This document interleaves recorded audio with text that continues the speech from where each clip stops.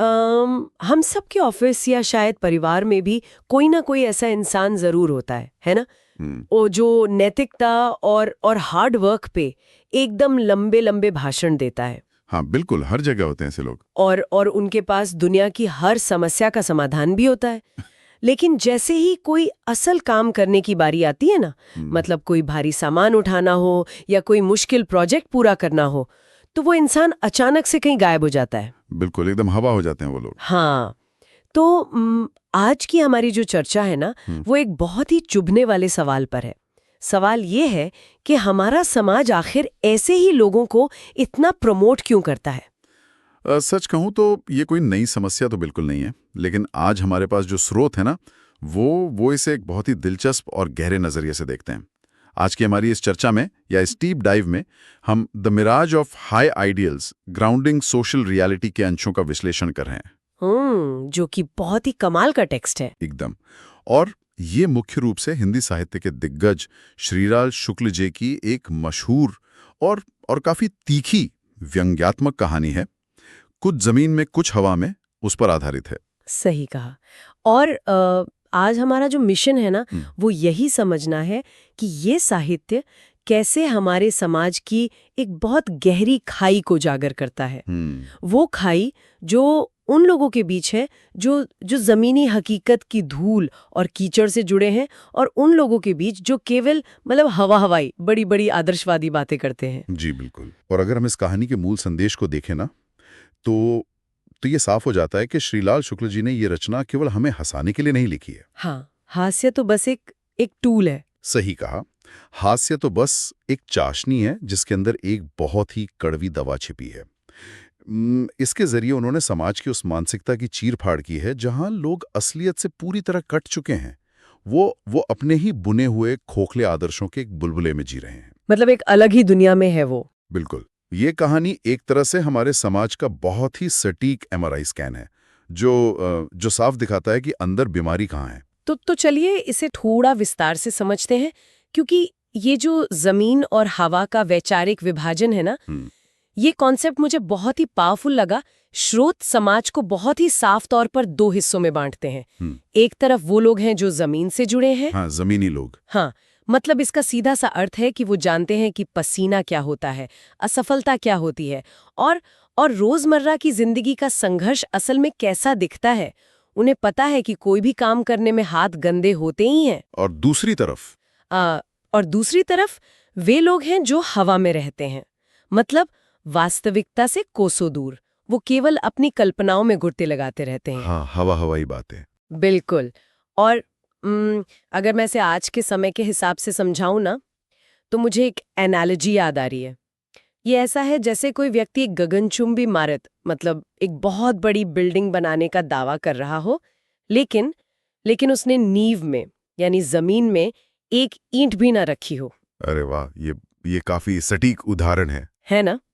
बिना जमीन के हवा के आदर्श कैसे टिक सकते हैं? या फिर जैसे आजकल वो सोशल मीडिया इन्फ्लुएंसर्स होते हैं जो अपने कमरे में पीछे ग्रीन स्क्रीन लगाकर पेरिस या स्विट्जरलैंड में होने का दिखावा करते हैं। हाँ, बिल्कुल। वो कैमरे पर बड़ी बड़ी मोटिवेशनल बातें करते हैं, दुनिया को जिंदगी जीने का तरीका सिखाते हैं, जबकि असलियत में वो अपने एक छोटे से बिखरे हुए कमरे में बैठे हैं जहां उन्होंने सुबह से अपना बिस्तर तक नहीं समेटा है। जमीन की हकीकत से उनका कोई लेना देना नहीं है। एकदम सही, वो बस एक परसेप्शन बेच रहे हैं। हाँ, बस परसेप्शन। ग्रीन स्क्रीन वाली बात बिल्कुल फिट बैठती है, क्योंकि यहाँ जो बात सबसे अधिक आकर्षित करती है वो ये है कि ये सिर्फ दो अलग अलग तरह के लोगों की बात नहीं है। अच्छा, तो फिर क्या है? ये उससे कहीं ज्यादा एक मनोवैज्ञानिक समस्या है। ये हमारे समाज की डबल मेंटालिटी यानी दोहरी मानसिकता का सीधा चित्रण है। इंसान की फितरत को समझने की कोशिश कीजिए जरा।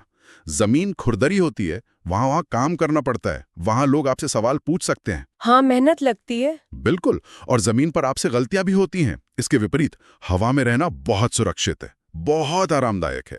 मतलब हवा में कोई अकाउंटेबिलिटी नहीं है। एकदम सही पकड़ा आपने। हवा में कोई वास्तविक जिम्मेदारी होती ही नहीं है।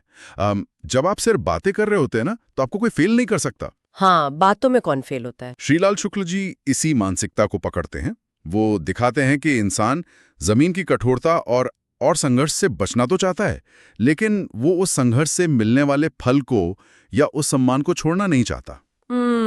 तो वो शॉर्टकट ढूंढता है। बिल्कुल, इसलिए वो एक शॉर्टकट निकालता है। वो हवा में एक आदर्श दुनिया की बातें करने लगता है और खुद को दूसरों से श्रेष्ठ मान लेता है। लेकिन जब कोई व्यक्ति जमीन से इस तरह पूरी तरह कट जाता है ना, तो उसके विचार, उसके आदर्श केवल एक भ्रम, एक मिराज बनकर रह जाते हैं। रुको, यहाँ मुझे एक बात थोड़ी खटक रही है। मैं थोड़ा पुश बैक देना चाहूंगी यहाँ पर। हाँ, बताइए।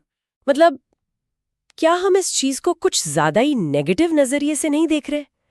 तो इस सब का असल में क्या मतलब है? अगर कोई व्यक्ति समाज के लिए ऊंचे आदर्शों की बात कर रहा है, तो इसमें बुराई क्या है? बुराई आदर्शों में नहीं है।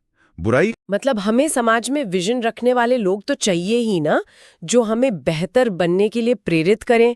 अगर हर कोई सिर्फ जमीन की मिट्टी में या रोजमर्रा की परेशानियों में ही उलझा रहेगा, तो हम एक समाज के रूप में आगे कैसे बढ़ेंगे? आसमान की तरफ देखना भी तो जरूरी है। ये एक बहुत ही वाजिब सवाल है। लेकिन देखिए, विजन होना और हवाई बातें करना, इन दोनों में एक बहुत बारीक लेकिन अहम अंतर है। अच्छा, वो कैसे? एक सच्चा विजनरी वो होता है जो आसमान की तरफ देखता जरूर है, लेकिन उसके पैर जमीन पर मजबूती से टिके होते हैं। उसे पता होता है कि उस विजन तक पहुंचने के लिए जमीन पर कौन से कदम उठाने होंगे, कितनी ईंटें जोड़नी होंगी। मतलब वो प्रैक्टिकल होता है। बिल्कुल।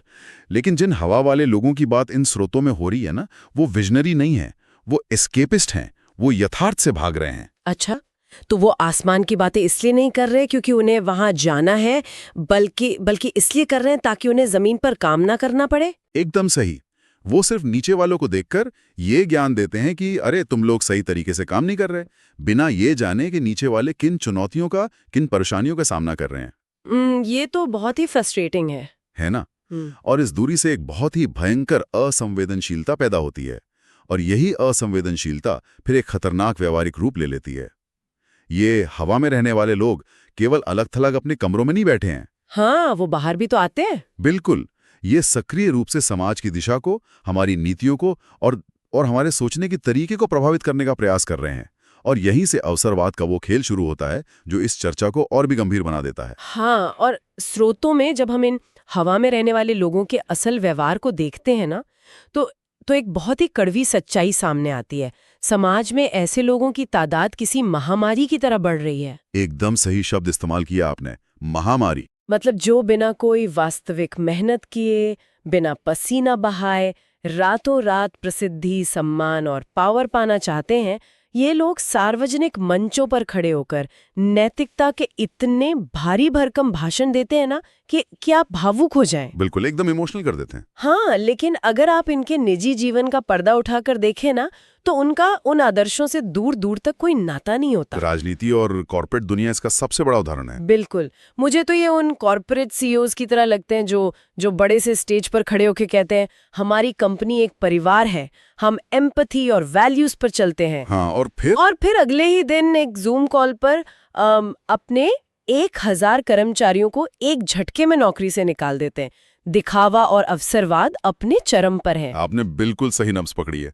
अगर हम इसे एक बड़े परिप्रेक्ष्य से जोड़कर देखें ना, तो ये अवसरवाद इस हद तक नॉर्मलाइज हो गया है कि अब इसे एक कला, एक स्मार्टनेस माना जाने लगा है। हाँ, लोग कहते हैं कि वो तो बहुत स्मार्ट है। बिल्कुल, लोग वास्तविकता से सामना करने या असल प्रोडक्ट को बेहतर बनाने के बजाय सिर्फ उसकी पैकेजिंग पर फोकस करते हैं। एक छवि या परसेप्शन बनाने में अपनी 90% ऊर्जा खर्च कर देते हैं। मतलब काम 10% और दिखावा 90%। एकदम। उन्हें लगता है कि अगर उन्होंने लोगों को यकीन दिला दिया कि वो महान है, तो उन्हें सच में महान बनने की कोई जरूरत ही नहीं है। तो इस सब का असल में लॉजिक क्या है? मेरा मतलब है, क्या ये हवा में रहने वाले लोग जानबूझकर समाज को धोखा दे रहे हैं? क्या ये कोई सोची समझी साजिश है? या फिर वे अपने ही बुने हुए खोखले आदर्शों के भ्रम में इतने अंधे हो चुके हैं कि उन्हें खुद भी हकीकत तब तक नहीं दिखती जब तक कि वो जमीन पर धड़ाम से गिर ना जाए? मुझे सच में ये उलझन होती है कि क्या ये कोई बहुत चालाक मास्टर प्लान है या महज एक बहुत गहरा आत्मधोखा। अगर हम इससे थोड़ा और गहराई से समझे ना, तो पाएंगे कि ये केवल कुछ व्यक्तियों का लालच या उनकी चालाकी नहीं है। तो फिर क्या है? ये एक सिस्टमिक फेलियर है। देखिए, कोई भी समाज या व्यवस्था हमेशा उसी चीज को बढ़ावा देती है जिसे वो पुरस्कृत करती है, जिसे वो रिवॉर्ड देती है। ये बात तो है। आज के समय में उस व्यक्ति को अधिक मंच, अधिक तालियां और अधिक पैसा मिलता है, जो अच्छी प्रेजेंटेशन दे सकता है, बड़ी बड़ी बातें